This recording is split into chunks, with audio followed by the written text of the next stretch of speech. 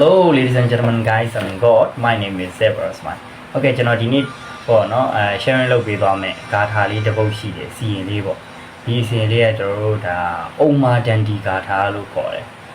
နော်အုံမာတန်တီကြားဦးရမလားစောက်ရန်ချောစောက်ရန်လားအုံမာတန်တီဆိုတာပေးတာအုံမာဆိုတာအယူယောဂါကိုပေးတယ်လို့မလို့အုံမာတန်တီလို့ခေါ်တာတကယ်တော့သူ့အမြင်နဲ့ယောက်ျားတိုင်းသူ့အလှမှာနေမျိုးယူရတယ်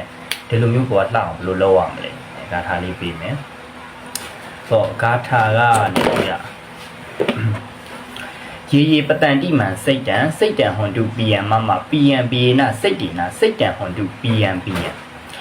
ယတိပတန်တိမှန်စိတ်တံပတန်တိမနောရမယထာအုံမတ္တကောဝိယဒတ္တနိယံမနောရမပေါ့နော်ဒီဂါထာကိုဘယ်မှာလောက်ရမလဲဆိုတော့ဒီရွှေဆိုင်ပေါ့နော်တို့ဖျားမှာချတယ်ရွှေဆိုင်လေးလေရွှေဆိုင်လေး9ပြားလောက်ပေါ့နော်တပြားကိုအိတ်ဂါထာလေး9အုပ်စီရွတ်မယ်ရွတ်ပြီးလို့ရှိရင်နော်ဒီပေါ့နော်ရွှေဆိုင်ကကျွန်တော်ဘယ်မှာချလို့ရလဲကျွန်တော်ရွှေတကုန်းမှာရှေ့နောက်တောင်မြောက်တောင်လေးတောင်မှာကျွန်တော်ရရရွှေချရန်ဆိုတာဒီလိုဖျားလေးတွေရှိတယ်ဒါပေမဲ့ဖျားလေးတွေမှာအဲ့လိုမျိုးရွှေသွားကပ်ပေးလို့ရတယ်မိန်းကလေးဖြစ်ယောက်ျားလေးဖြစ်သူဖြစ်ချလို့ရအောင်လို့ဒီရွှေတကုန်းမှာလုပ်ပေးထားတာပေါ့နော်အဲ့ဒီမှာကိုကရွှေချမဲ့အခါမှာပေါ့နော်ရွှေတိုင်းတစ်ပြားကိုယူအဲ့လိုမျိုးမြတ်စွာဘုရားအဲ့လိုလက်အုပ်လေးချပေါ့နော်ရိုးတေလေးလို့ရှိရင်မကိုက်ဖျားတပည့်တော်ဒီပေါ့နော်မကိုက်တရဖူမဟုတ်ဖျားတပည့်တော်ဒီမပါဘူး sorry မကိုက်တရဖူကဲ့သို့ထင်မှတ်ပါစေလို့ဆုတောင်းပြီးတော့ဖျားရဲ့မြတ်စွာဘုရားကိုမြင်ကြည့်နှစ်ဖူးတော်မှာပေါ့နော်ရွှေတိုင်းလေးတစ်ပြားကပ်ပြီးပြီးလို့ရှိရင်ဒုတိယရွှေတိုင်းလေးတစ်ပြားကိုနော်ယရနာရွယ်လုံးကဲ့သို့ထင်မှတ်ပါစေဆိုပြီးဆုတောင်းပြီးတော့မျက်လုံးတော်မှာကပ်ပြီးအဲ့ဒါပြီးတော့